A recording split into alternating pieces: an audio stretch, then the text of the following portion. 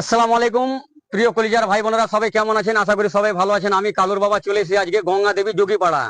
তো বড় দুঃখের সঙ্গে এই ভিডিওটা আমি ফেসবুকে আপলোড করছি বন্ধুরা। তো আমি এখানে কোনো সমস্যা হয়েছে এই ছেলেটাকে নিয়ে, এর হার্টের কোনো সমস্যা রয়েছে। তো দাদা একটু আপনার নামটা বলবেন। আমার নাম সুশান্ত দাস। আপনার নাম কি?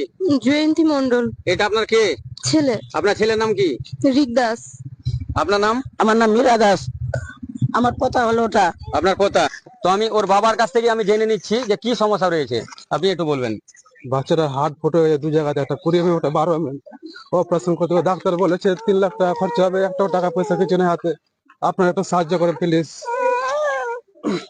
ডাক্তার এমার্জেন্সি বলে যায় অপারেশন করতে।